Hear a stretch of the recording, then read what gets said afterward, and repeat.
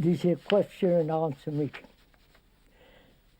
Over 100 questions have been sent in, more perhaps, and we cannot possibly answer all those questions. It should take a couple of months, and I'm quite sure you wouldn't sit here and I wouldn't be here too. So we've chosen some of the questions. And I hope you understand that if we do not answer all the questions that have been sent in, I wonder why one asks questions. Not that one should not, but why?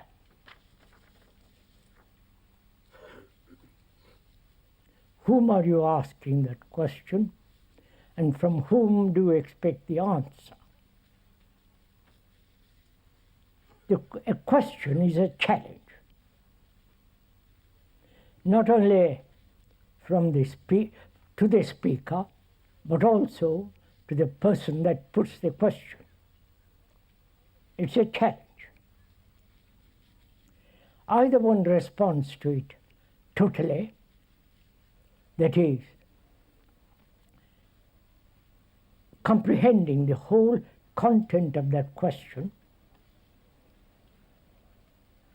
not trying to find an answer, but rather inquiring deeply into the question itself. And that inquiry in itself is the answer. I hope we understand this. That is, you put a question to the speaker, it's a challenge, he responds to it, either partially or wholly, or you yourself who have put the question, you are challenging yourself. And in the inquiry into the question, the very inquiry begins to unravel the answer. I hope this is clear. So, really, there is only the questioner who is challenging himself, and in that challenge responding. Whether he is responding accurately, precisely to the content of the question, or he merely wanders off. So here you are putting the question to the speaker, but the speaker is throwing it back to you, and together we are inquiring into the question. Not that the speaker is going to answer the question and you wait for it, disagreeing or agreeing with it, but together we are inquiring into the question, not into the answer. Because the answer is fairly simple. But the question itself indicates the whole content of the mind of the questioner. To inquire into that content of the questioner, of his mind,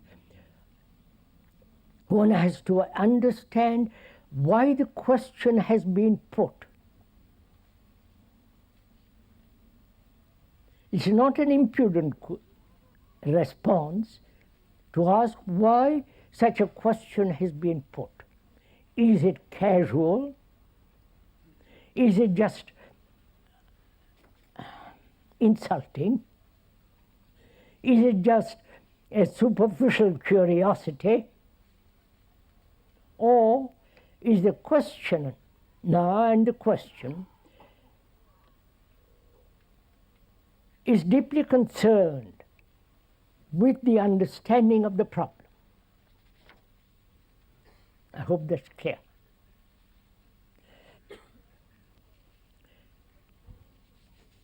You often said that no one can show the way to truth. Yet your schools are said to help their members to understand themselves. Is this not a contradiction? Does it not create an elite atmosphere? You have often said that no one can show the way to truth, yet your schools are said to help their members to understand themselves. Is this not a contradiction, and does not create an elite atmosphere? My gosh. The speaker has said that there is no path to truth, that no one can lead another to it. He has repeated this very often for the last 60 years. That's what the speaker has said. And the speaker, with the help of the others, have founded several schools in India, Asia, and so on.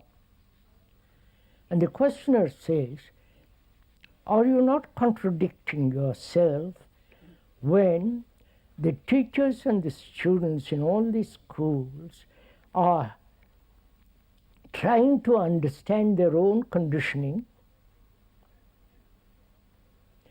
educating themselves not only academically as well as possible, but also educating themselves to understand their whole conditioning, their whole nature, and the whole psyche of those people in the schools?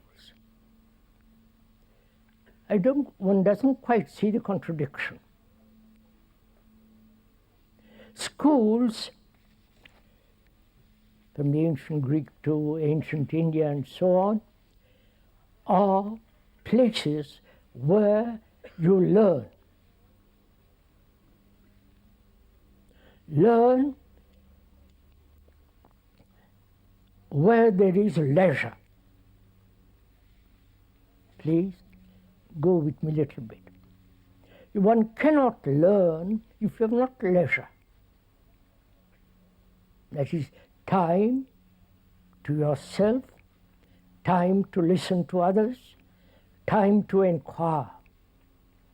Such a place is a school. The modern schools all over the world are merely cultivating one part of the brain, which is the acquisition of knowledge, technologically, scientifically, biologically, archaeology, and so on. They're only concerned with the cultivation of a particular part of the brain which acquires a great deal of knowledge, outer knowledge, astrophysics, theoretical physics, architecture, engineering, and so on, surgery, medicine. So they're cultivating only, as far as one can see, knowledge. That knowledge can be used skillfully to earn a livelihood or unskillfully, depending on the person. The schools, such schools have existed for thousands of years. Here in these schools, we are trying something entirely different. You don't mind my telling you all this? Are you interested in this? Not very much, but all right.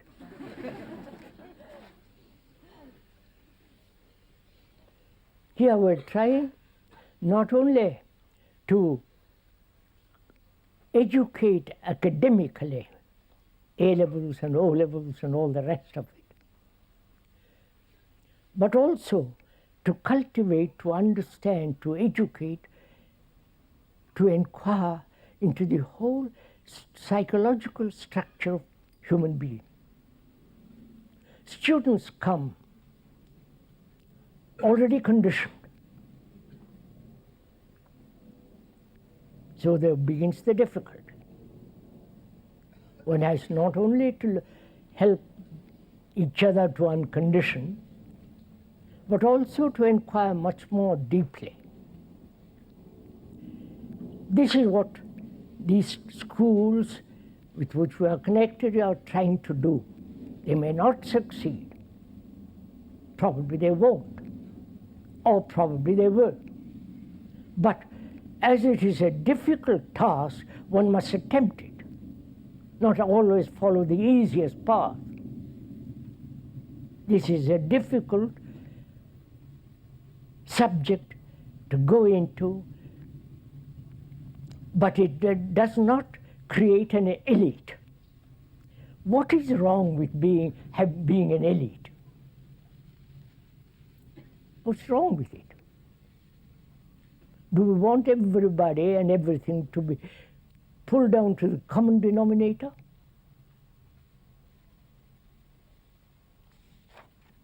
That's one of the troubles of so-called democracy. It has been a problem in India, where, I won't go into all that, doesn't matter. So there is no contradiction as far as one can see. Contradiction exists only when you assert something and contradict it at another time.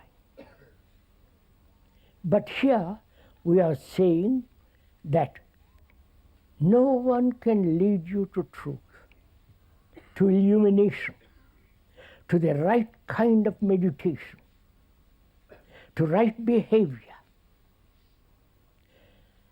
No one.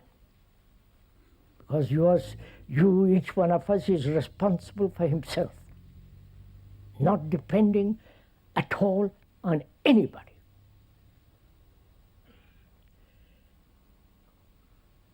And we are trying in all these schools in India, here and so on, to cultivate a mind, a brain that's holistic, not just knowledge per se for action in the world, but not to neglect the psychological nature of man, because that is far more important than the academic career. One must have, in the present world, in the present civilization, whatever that civilization is, they must have the capacity to earn a livelihood. And apparently a certain kind of education is necessary. And most schools in the West and in the East are neglecting the other side, which is far deeper and greater. And here we are trying to do that. We may succeed, we hope we do, but we may also not. But we are doing something that is not done in other schools. It doesn't mean we are the only school, but we are trying to do it. There is no contradiction. Is that all right? I've answered the question. What is it in the human mind that wants to follow a leader, a guru, a system, a belief, be obedient to something? What is it in the human mind that wants to follow a leader, a guru, a system, a belief, and be obedient to something? Right? Otherwise you won't be here.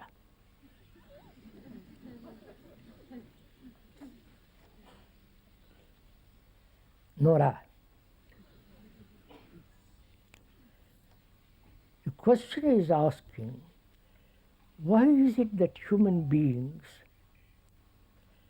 from time immemorial, from the most ancient Hindus and the Egyptians and afterwards other civilizations, why through all these periods of time, why has man followed somebody?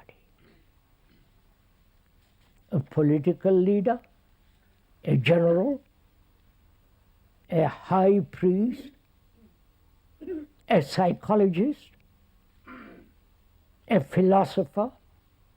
Why? What is it in the mind of the human being that says, he knows, I don't? Because he knows, he will help me to live a different kind of life. Help me to get over my pain, my sorrow, my anxiety, and so on and so on. So, one being confused, the other is not, at least I think he's not. Most gurus are, but we attribute to them all kinds of fanciful, romantic nonsense. So there is this first point.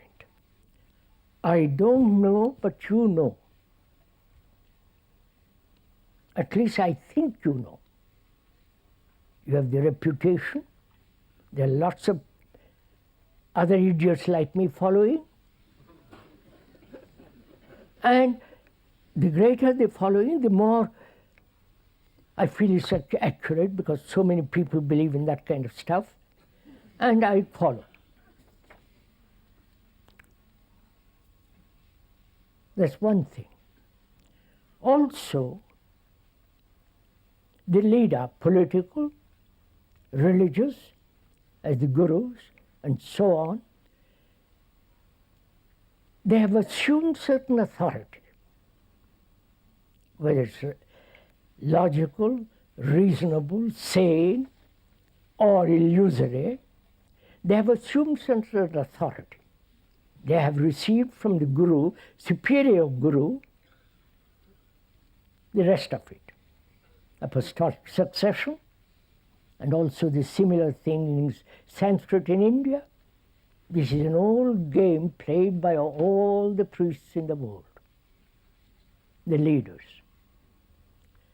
So that is the question. Question is, why human beings follow another? Let's inquire into it.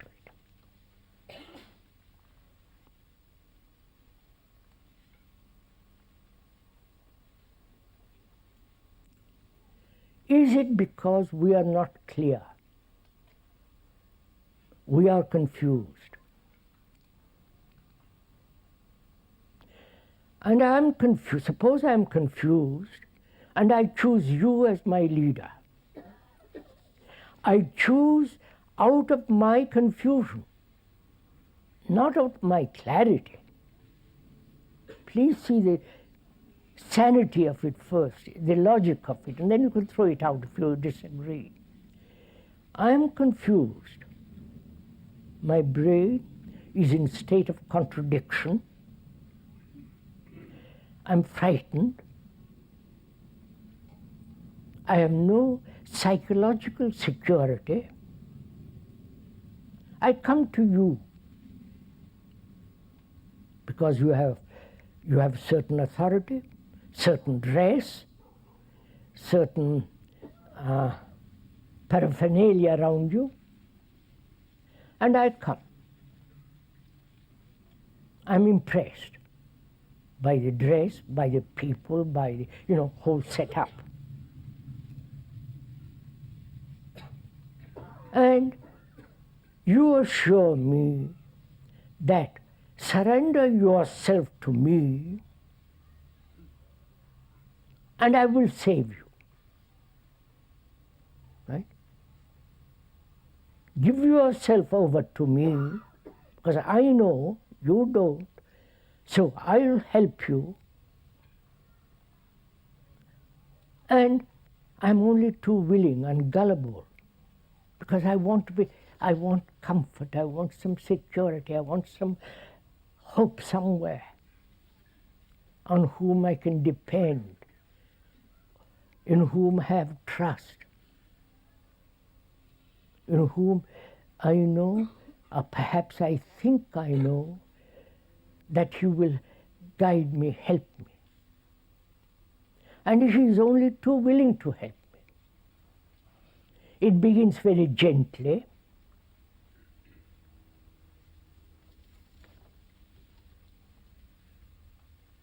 There is the inner circle, the outer circle, and the outer and outer circles. And gradually, that help becomes dependence. And I depend on my guru, on my priest, on my leader, the political leader of all the various countries. I don't know why we are slaves to the politicians all over the world. I don't know if you have been inquired into it. We have elected them, or they have assumed power in the totalitarian states, and they put their thumb on you, and for the rest of your life you are stuck. Or in the democratic world, it's every 5 years, 7 years, you change. But it is the same. You elect them out of your confusion, and there they are. They are confused. The game is played. Every 7 years or 5 years, this goes on. And it happens the same thing with the gurus. I don't like that guru, but I like the other one.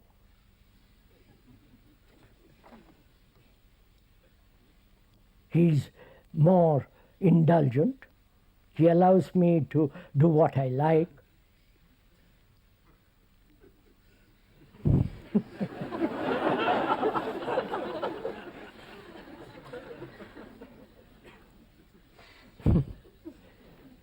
You know, many gurus have come to see the speaker at many times.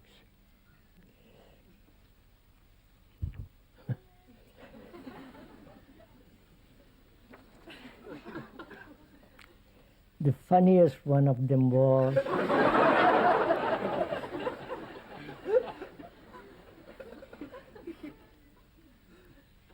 he had been in that particular country for many years, and he came to see me with all the robes and beads and all the rest of it. And he said, he saluted me most respectfully, because he assumed I was the guru of gurus. And he said, "Sir, I have been in this country for many years. I have talked all over the different parts of this country. I have a large number of followers, but I've run out of ideas."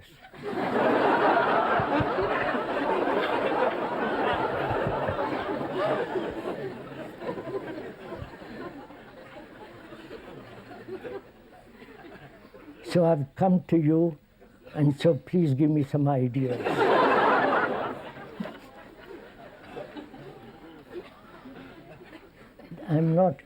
We're not joking, but this was an actual fact.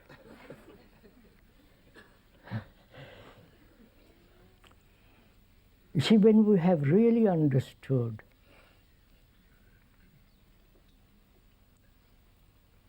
why we follow, why a guru assumes authority, why he demands so many things, or allows another follower to throw off his inhibitions, doing what they like, sex, the whole performance, ugliness of all that. I naturally feel that there is somebody whom will help me. So why do I ask help of another? That's the real point. Apart from joking about all this is a very serious problem, because they are multiplying these gurus with enormous wealth. Think of a religious man having enormous wealth and property, millions and millions of dollars, thousands of acres, hundreds and thousands of followers. What is wrong to allow such a thing to happen in a world that is already so utterly destructive, so degenerating, to allow the so-called religious people, who are really not religious, to acquire such wealth, such power. And because they have enormous amount of money, they bribe, you follow? They slip through all the regulations and rules. So, why do we allow all this? Why do we allow terrorism, for example, which is spreading? And is it because we are slack, indulgent,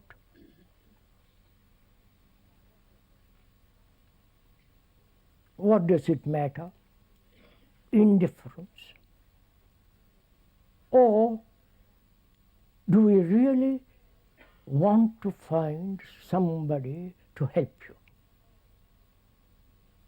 Some honest man, not a guru. They merely repeat over and over. You've seen all this. Look, says, I'm not attacking anybody personally. I hope, please, I wouldn't do that. But I have, during all these over 60 years, I've watched this. One cult after another, one guru after another. More and more wealth accumulated. Private planes, and they're all religious people. So the world has gone mad, and we are helping these people to go still madder. So we come back to this question, why do I want help from another? If I am physically sick, I go to a doctor.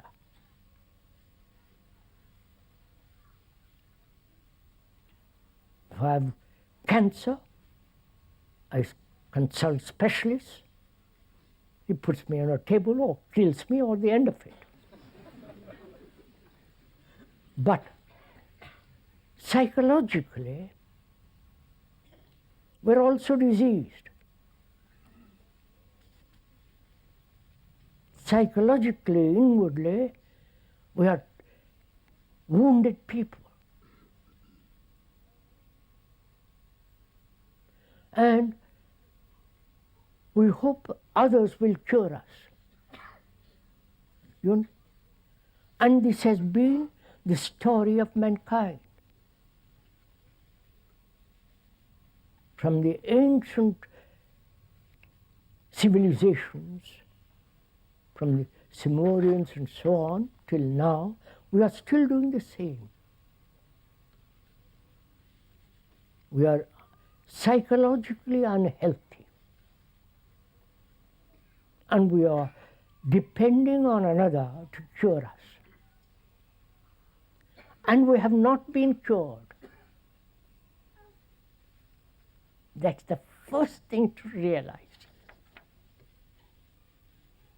You can go from guru to guru to guru, as so many are doing, so thoughtlessly.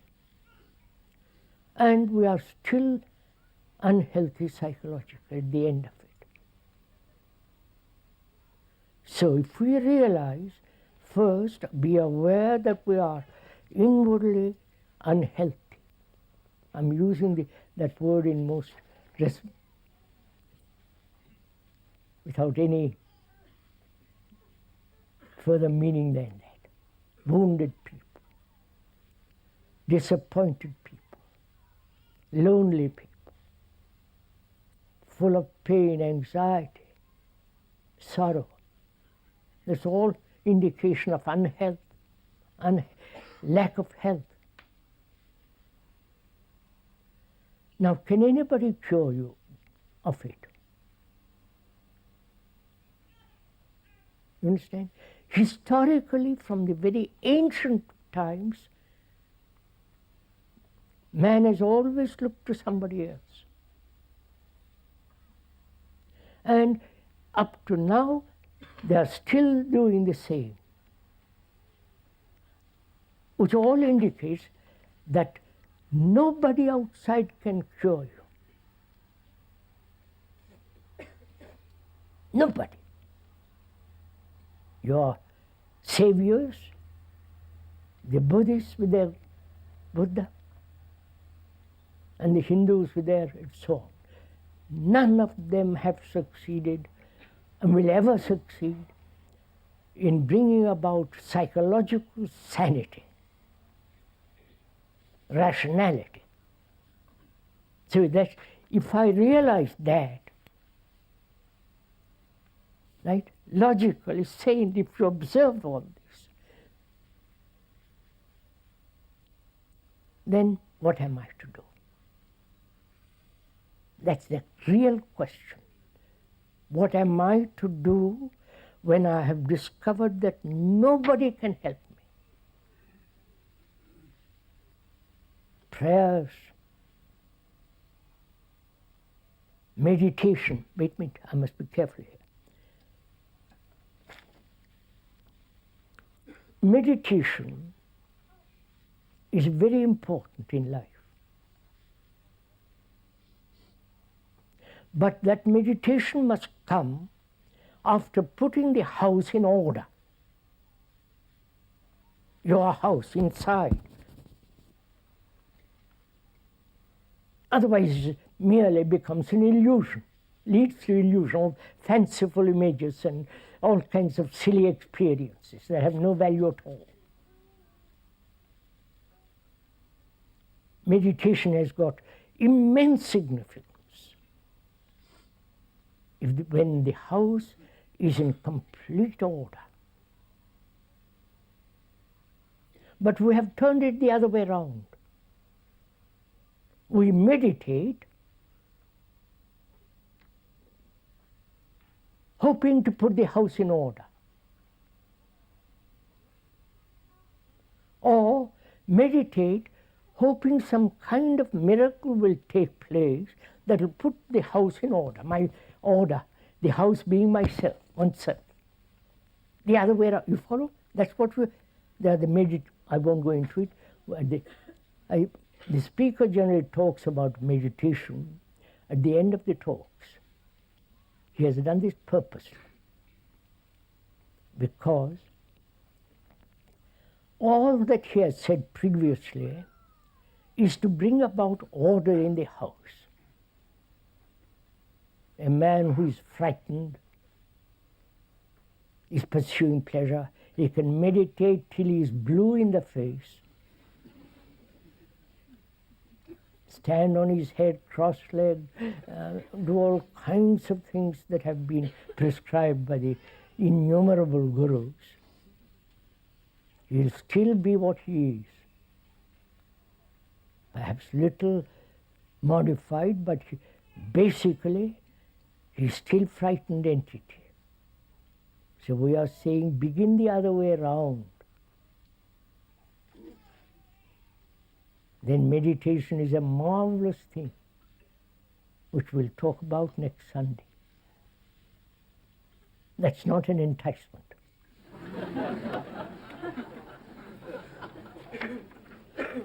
So, If I cannot depend on anybody to heal my wounds, my state of psychological health, I have to look to myself. I cannot depend on anybody. Right? Or when I say that, am I frightened?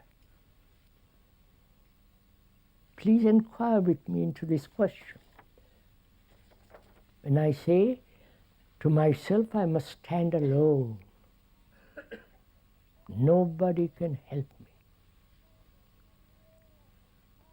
Because I have realized, have been through various gurus, studied, prayed, meditated. At the end of it all, I am what I have been when I started. So, logically, sanely, I observe that nobody can help me. It is not that I become cynical. It's a fact. And am I willing to stand alone?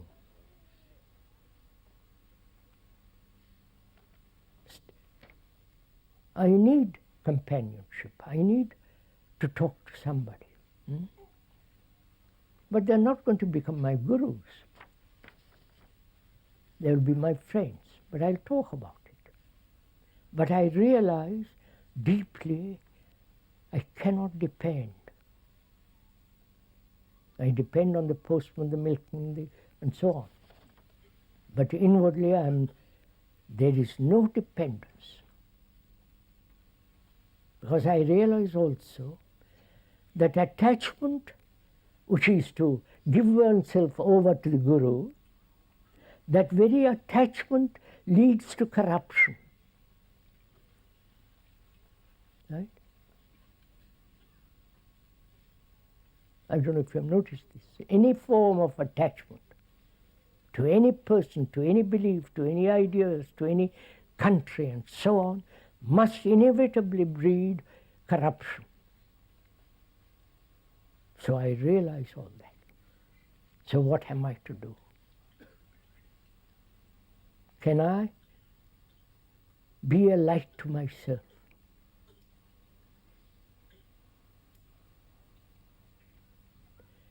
I am not a light to myself now. I am a confused entity, which are talking to that. I personally am not. We're talking about it together. I am a confused entity. And you tell me, be a light to yourself. I understand that very well, logically, intellectually, but I am not light to myself, because I am terribly confused, deeply wounded, unhealthy psychologically.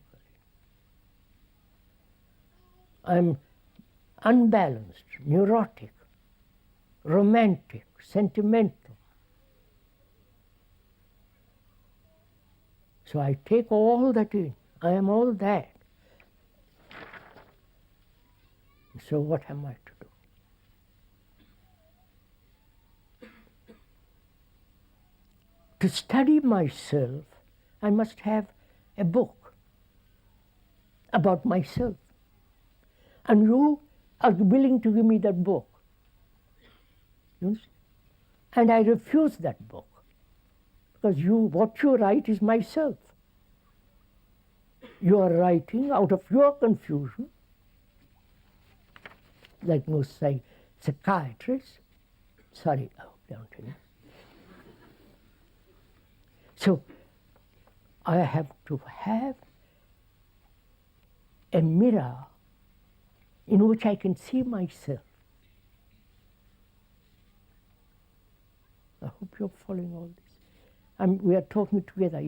We are investigating the question. I have to have a mirror in which I can see exactly what's going on.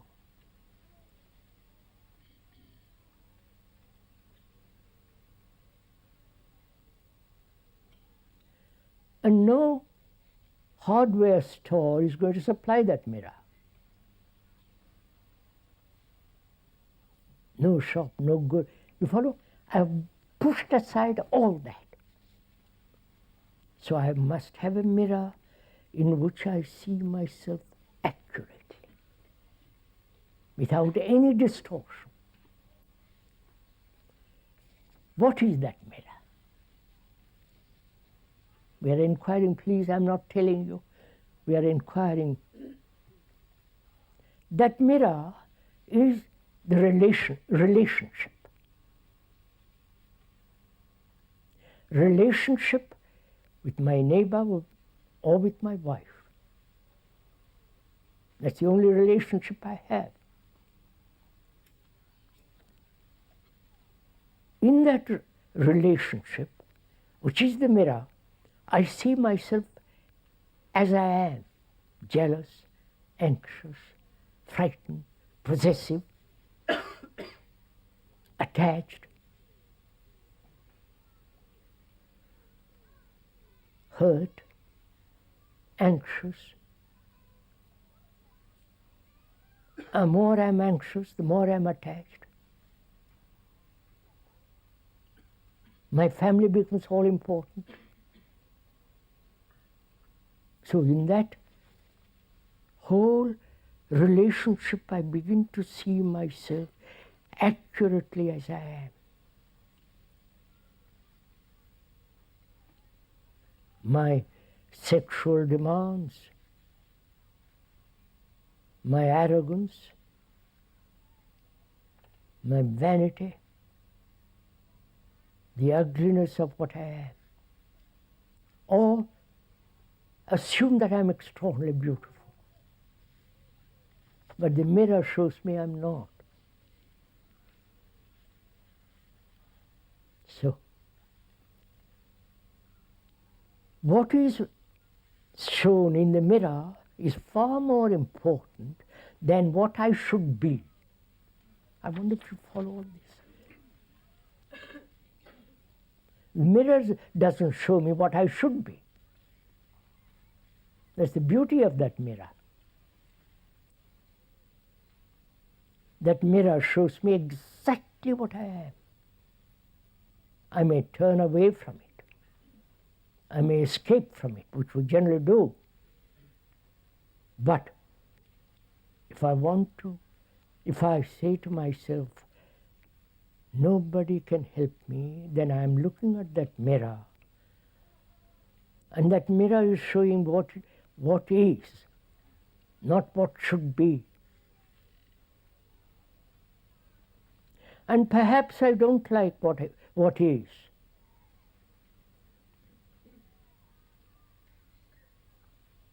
And the psychologists and others say, express yourself as you are, immediately. And again I depend. So I'm all the time aware that people are trying to brainwash me according to their own pattern, and I refuse.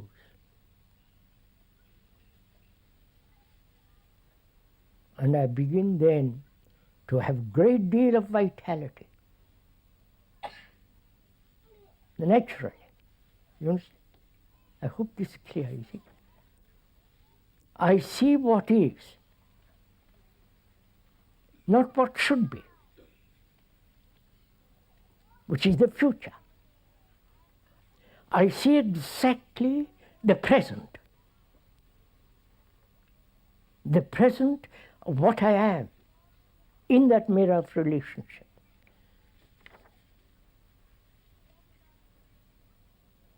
That what I see is me. I am not different from what is shown there. I don't know if you follow all this carefully. That which is seen is me. I am not different from that. That is clear, obviously. But my thought says, no, I am different from that. I won't accept that.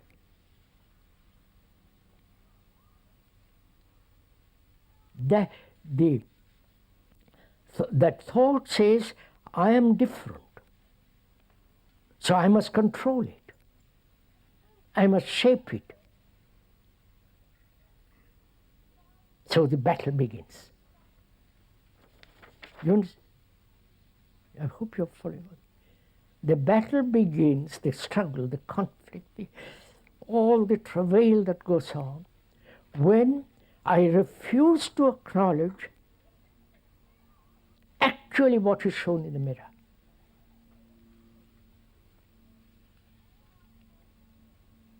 What is shown in the mirror is me. I am not different from that. That's a tremendous realization. Because thought is always saying, you are different. You know more.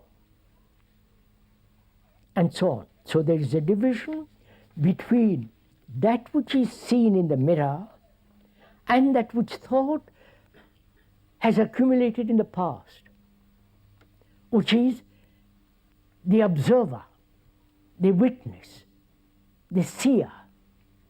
You follow? I hope you're following, right? Am I making this complicated? Oh, thank God. So,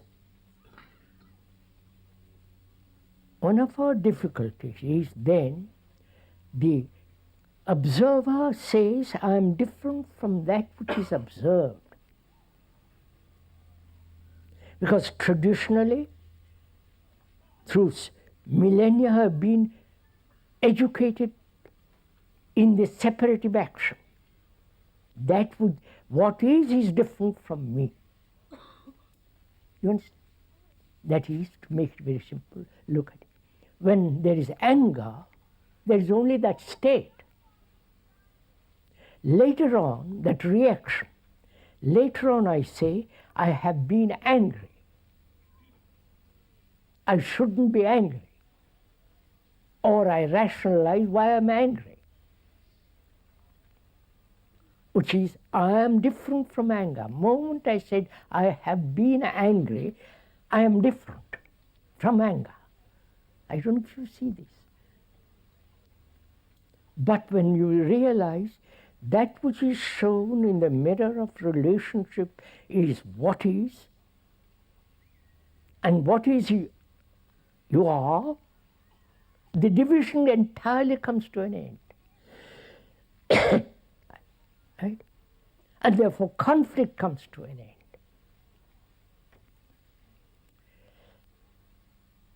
end. Are we following? We are eliminating altogether conflict. Because it's conflict that wastes away our energy. The intellectual, the emotional, the energy that is needed to remain with what is. Because we are refusing to stay with what is. We are moving away from it all the time. Verbally saying, that's anger, that's greed, that's violence. These are all verbal descriptions of what is. The word is not that. I wonder if you follow this, right? The tent, the word tent is not the actuality.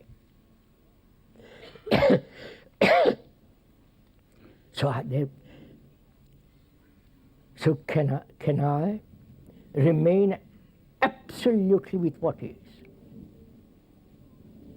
without the division of I should be or I am different from what is. What is me, the observer, and the observed is me. So there is no division, therefore total end of conflict. Because I remain with what is. I refuse to move out of that state. So I'm looking at that state. I'm observing it. I'm looking. That needs attention. Attention means energy, which I've been wasting by separating myself from that and fighting over it. You understand what? Are we wasting our energy now? I'm sure, no, don't. So, we realize together now that we are not dependent on anybody.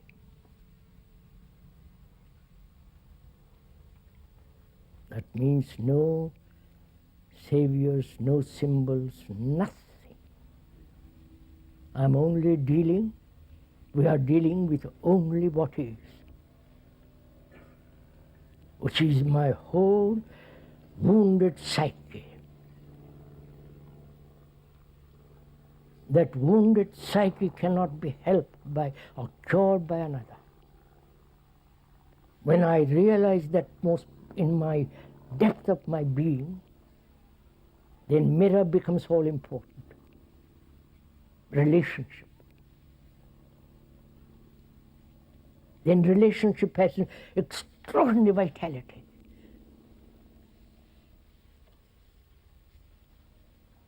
So, if you penetrate into all that, then you become entirely a light to yourself. When there is a light to yourself, experiences are not necessary. It's only those who are asleep experiences necessary. But if you depend on experiences to wake you up, you are still asleep. I wonder if you see all this. So we can go on talking like this endlessly. My speaker has been doing it for over 60 years. But words have very little meaning. It's only when we realize the truth of all this has got tremendous vitality. I do not know if you have not noticed. As we grow older, we are losing our capacity to think clearly. If we ever thought clearly, even in childhood. As we grow older, our brain not only is not receiving enough blood, because our arteries are beginning to thicken. Too much drink, too much everything. Not enough exercise, proper exercise. Please don't go off into yoga and all kinds of stuff. So our brain is gradually deteriorating. Senility may begin at the age of 30, when we are constantly repeating, I'm a Christian, I'm a Hindu, I'm Democrat, I'm a socialist, I'm this, I believe in God, I follow that man. You follow? That's all indications of senility.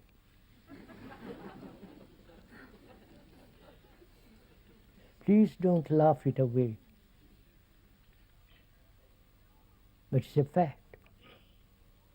When we are caught in a routine, psychologically, think of a man spending, or a woman, for 50 years, every morning going to the office. Think it out.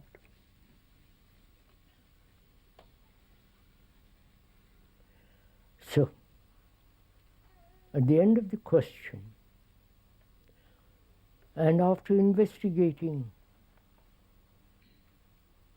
the whole psychological structure of obedience to obeying another,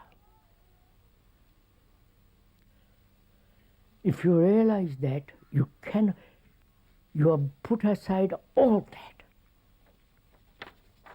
Any intelligent man does it.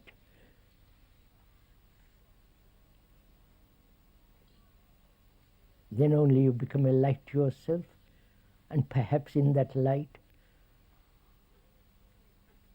various other things can take place.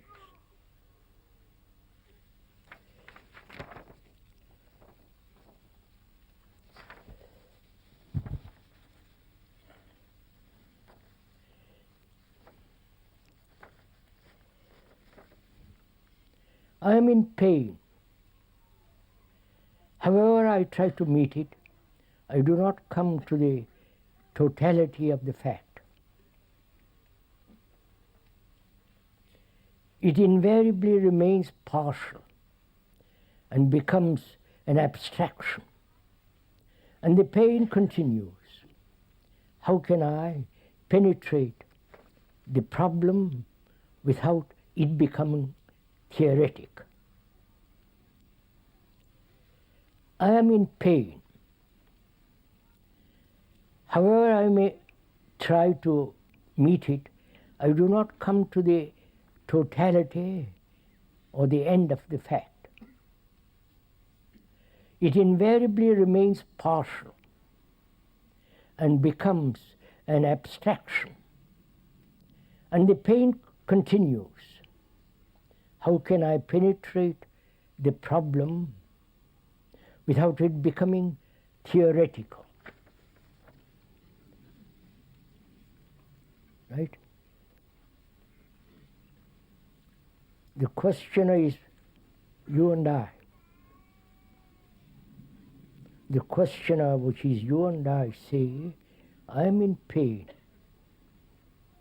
Not merely physical pain, but the psychological pain which I have endured for many, many years.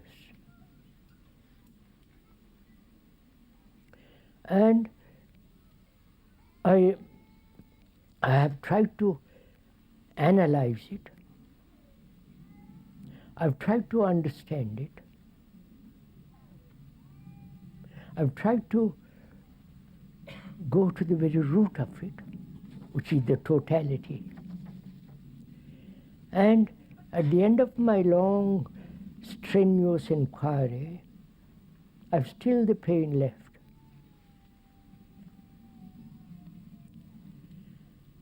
And apparently,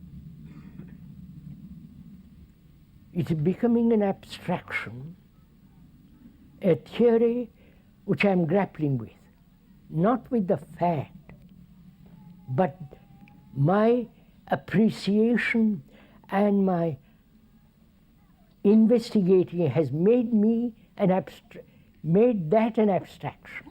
You follow this? Right? I wonder, are you tired? I've pain. Pain psychologically means here, I think. I may have physical pain, but I can put up with it. Or go to I can do something about it. But the psychological pain, it is a fact.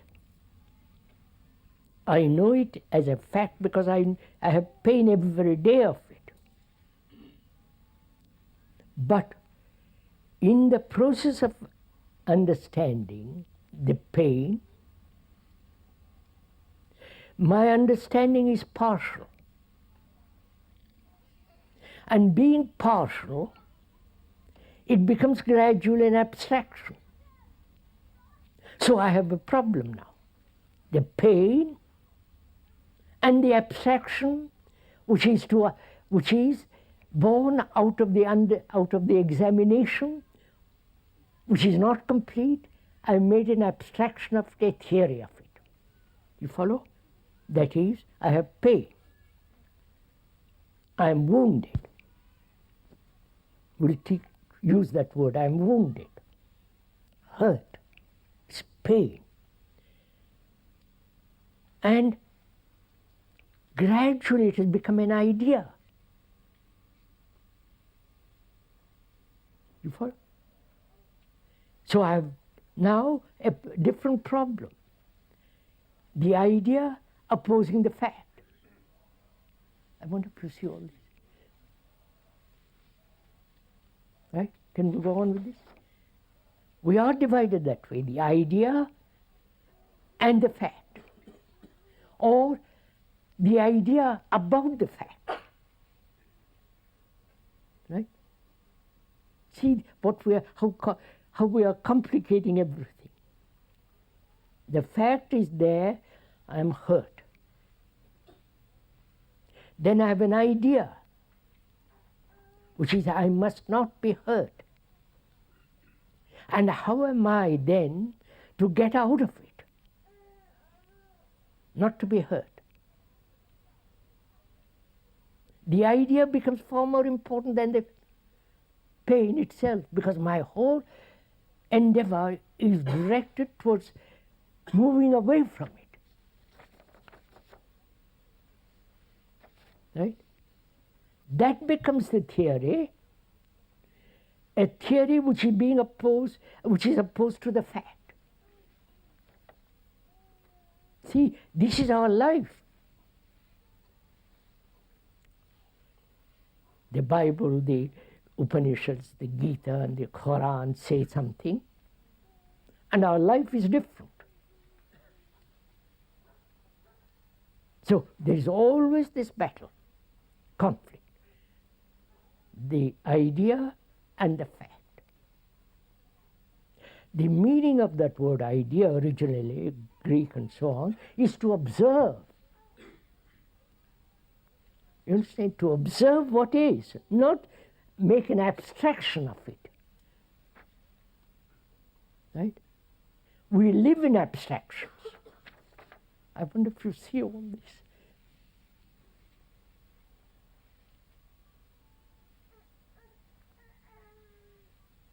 My husband should be that.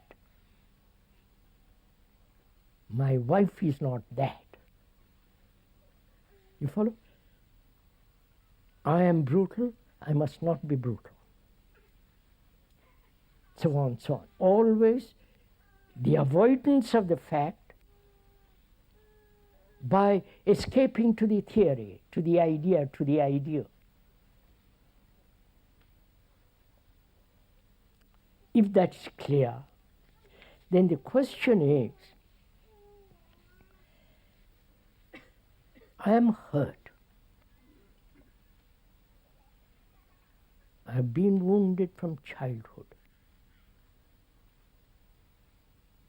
Right? From my parents, from other boys, because I happen to be a little sensitive. My parents have scolded me, beaten me, harsh words, do, don't do, and the other boys too. So right through life, school, college, university, if I'm lucky enough, I'm being hurt all along, being compared with somebody much better than I am, much more clever, giving greater marks. You follow? This whole educational movement is a process of getting hurt. Compare, compare, compare. You are not important, the other fellow is important. This is actual, I'm not exaggerating. So, I'm hurt, that's a fact.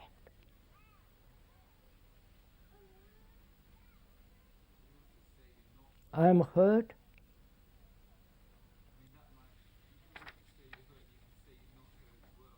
Huh?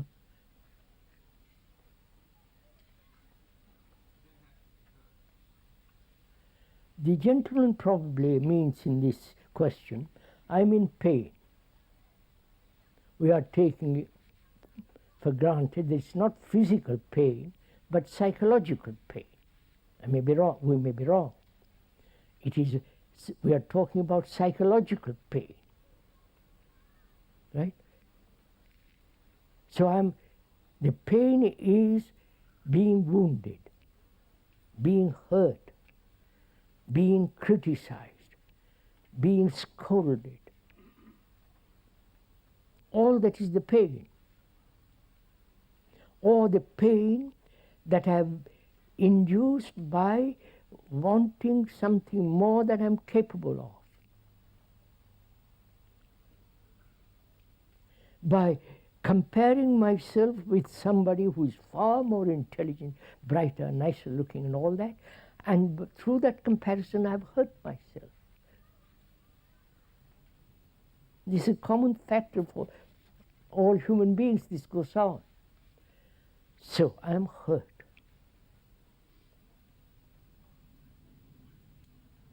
And I've analyzed it, and analysis hasn't solved the problem. I do not know if you want to go into the whole meaning of analysis, perhaps not now, because there is no analyzer is not different from the analyzed. It's a waste of energy to analyze.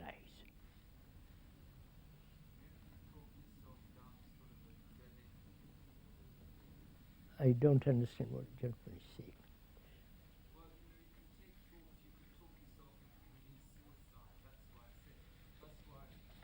What's up?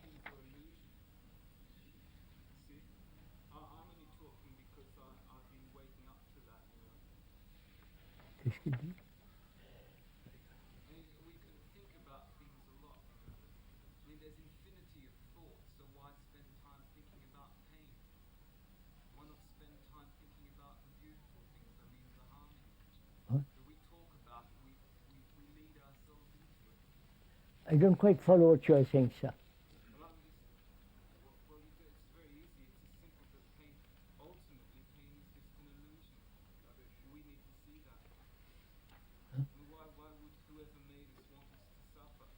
Pain is just an illusion, and by talking about it, we just lead ourselves into it. So why don't we talk about the beautiful things? Why don't I talk about beautiful things? Why talk about pain? If the more you talk about it, the more you strengthen it, the gentleman says. Yes, sir, I've got it. Now we have talked about beauty. Beauty is not the opposite of ugly. Pain is not the opposite of not having pain. It's pain. When you talk about the opposite, you are avoiding the present. Sir, would you mind let me finish what I'm saying? Yeah, but I am part of the present as well, so I'm able to make that as well. You make something, I make something else. That's what I'm saying.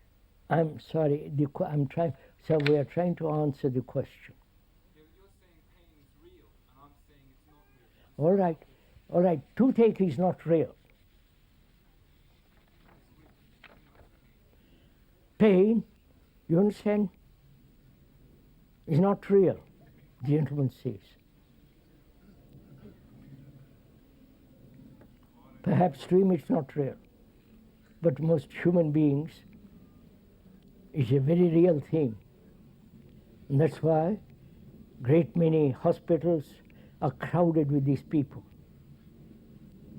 who have pain, who have not been able to solve, and go off into neurotic states, and these hospitals are filled with them.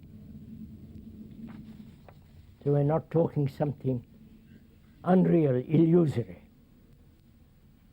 It's an actual fact. Please let me, if you don't mind, sir, let's finish this question. If you don't want to listen, close your ears.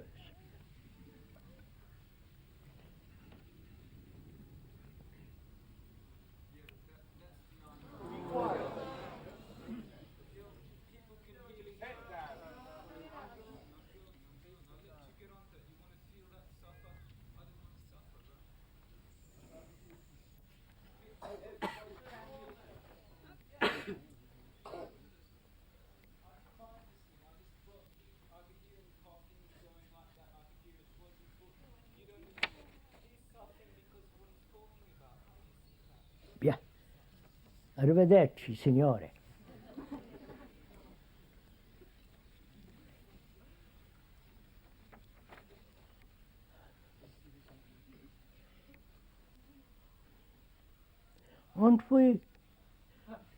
Aren't we most of us hurt?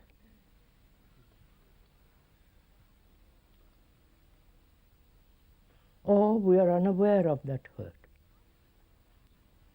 Or we have totally become used to it, and therefore we don't know we are hurt. It's like living in a filthy slum, and we are used to it. And we are talking about actual psychological pain.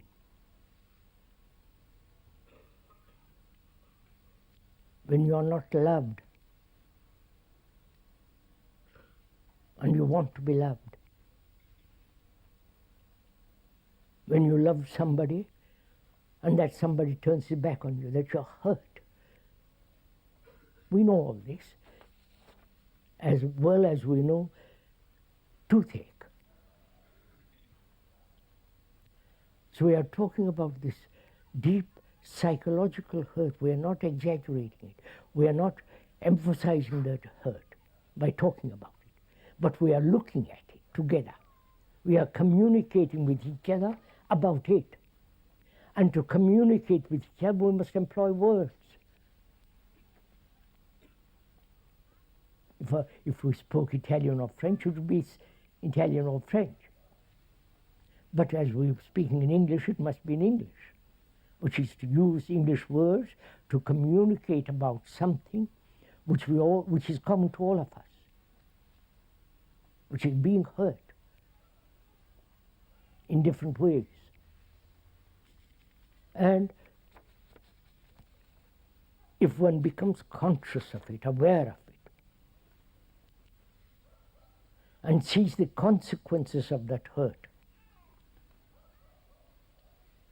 that is, fear, not to get more hurt, so building a wall around oneself, isolating oneself, afraid of others who might hurt you, always seeking companions who will be pleasant, and avoiding,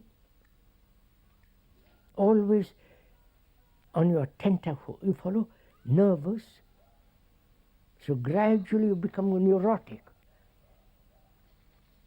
The consequences of that hurt is not only a withdrawal from other human beings who might hurt, but also gradual isolation taking place.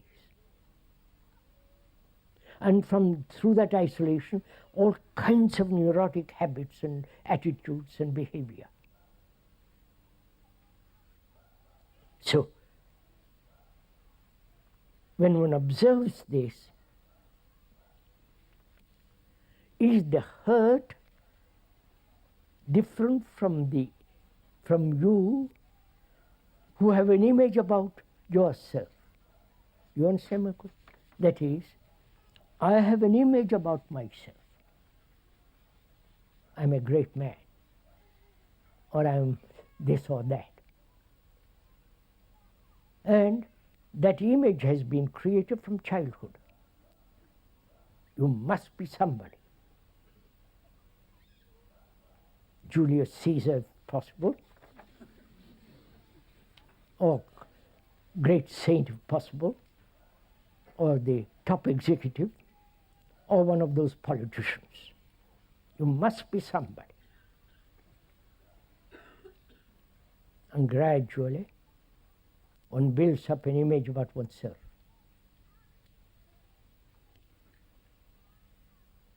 Noble or ignoble, insufficient or sufficient, there is that image, in most people. And when you say something harsh,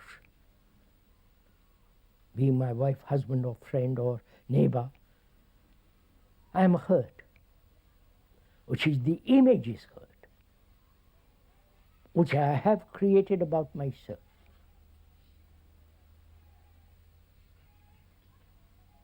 That image is me. And when I say I'm hurt, I am saying not only the image, which I am, but also the maker of that image. You follow me? So, I am not different from the image which I have built about myself. And when there is hurt, it is the image that's hurt, with which I have identified myself as the me. So I say I am hurt. And whole society, the social structure, the moral, the religious structure is helping me to maintain that image. Obviously. And so as long as I have that image, I'm going to be hurt.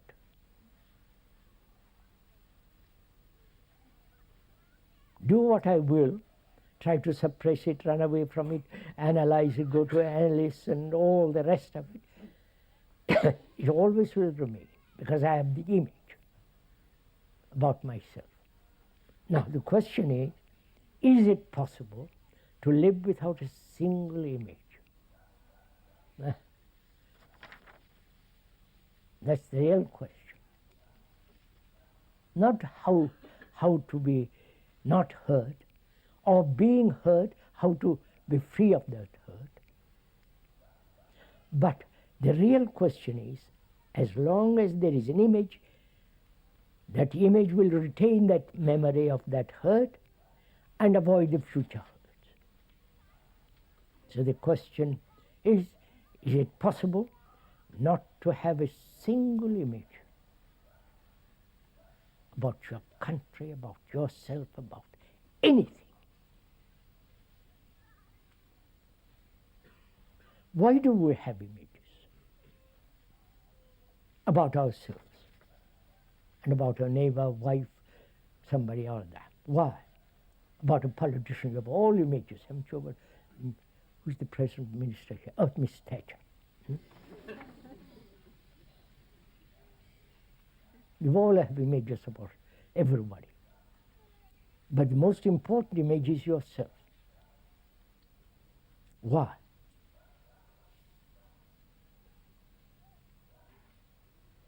Is it because it gives one a security,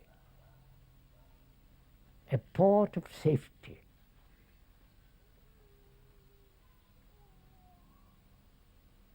A port which is permanent, which is unshakable, secure, and that image sustains you. And that image, as long as it exists, however much it may protect you, is going to be hurt. There is always somebody better. More beautiful, more clever, more this, more that. So the question is not how to be rid of the image, or what the machinery that makes the image, which is fairly simple, which is our thinking about ourselves endlessly. That's not the question, but the question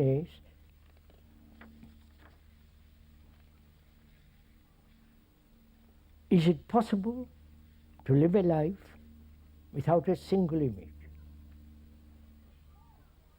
Living in this modern world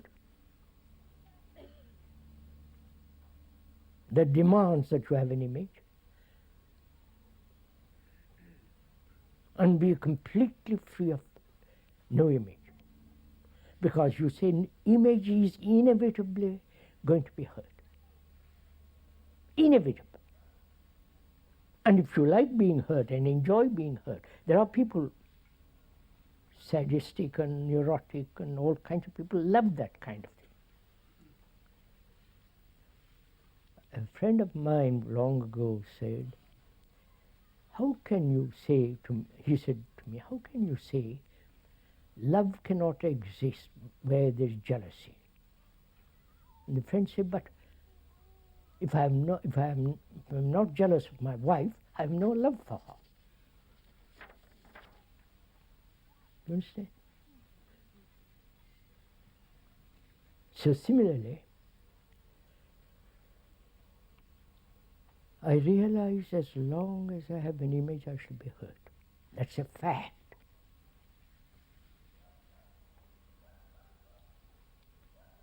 And my inquiry now is to live without a single image. And it is possible, totally. Don't accept my word for it, but you can inquire into it yourself if you want to. To live a life without a single image about anything. Only when you realize the nature of that image, how it has been put together, how thought and desire and all the things sustain it, when you see the fact of it, the truth of it, then the image maker comes to an end. And there you are, a mind that has no image, which means a mind that's totally, completely free. And most people don't want to be free. It's too frightening. So they go back to their pet image.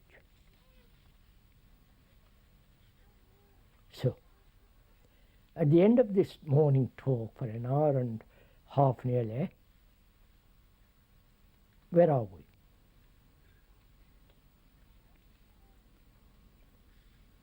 Do we actually see an image is the most destructive way of living?